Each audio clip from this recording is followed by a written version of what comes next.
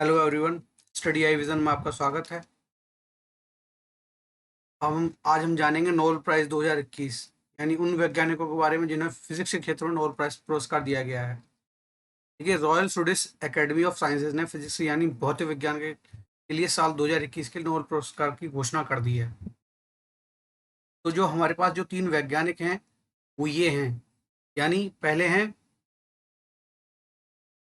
सुकोरो मनाबे, दूसरे हैं क्लॉस हेल्समैन और तीसरे हैं जॉर्जो पारिसी। रॉयल स्टडीज ऑफ साइंसेज ने फिजिक्स यानी भौतिक में विज्ञान के लिए साल 2021 के नोबेल पुरस्कार की घोषणा कर दी है। इस बार ये पुरस्कार 3 वैज्ञानिकों को बांट कर दिया जाएगा। इसमें सुकोरो मनाबे, क्लास हेल्समैन और जियोर्जियो परिसी का नाम शामिल है। तीनों वैज्ञानिकों को ये पुरस्कार बांटा जाएगा। एकेडमी ने तीनों वैज्ञानिकों को जटिल भौतिक प्रणाली की हमारी समझ में योगदान देने के लिए पुरस्कार दिया है।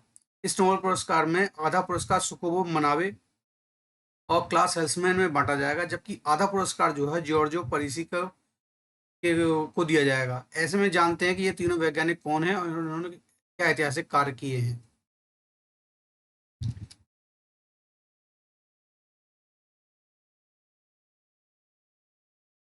देखिए, सुकोरो मनाबे, इनका जन्म 1931 में जापान में हुआ था। इन्होंने यूनिवर्सिटी ऑफ टोक्यो से साल 1957 पीएचडी की। अभी वो अमेरिका की प्रिंसटन यूनिवर्सिटी में सीनियर अंतरिक्ष विज्ञान शास्त्री हैं। इन्होंने अपने अध्ययन में पाया कि कैसे वातावरण में कार्बन डाइऑक्साइड के बढ़े हुए स्तर से पृथ्वी की जो सतह है उसमें उसके तापमान में वृद्धि हो रही है।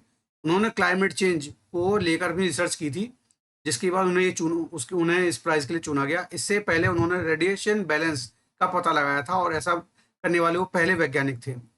दूसरे हैं क्लॉस हेल्समैन। क्लॉस का जन्म भी 1931 में जर्मनी में हुआ था। उन्होंने जर्मनी से ही 1957 पीएचडी की और वो अभी जर्मनी की Max Planck institute of metrology में प्रोफेसर हैं। क्लॉस हेल्समैन ने एक मॉडल बनाया था जो मौसम और जलवायु को एक साथ जोड़ता है।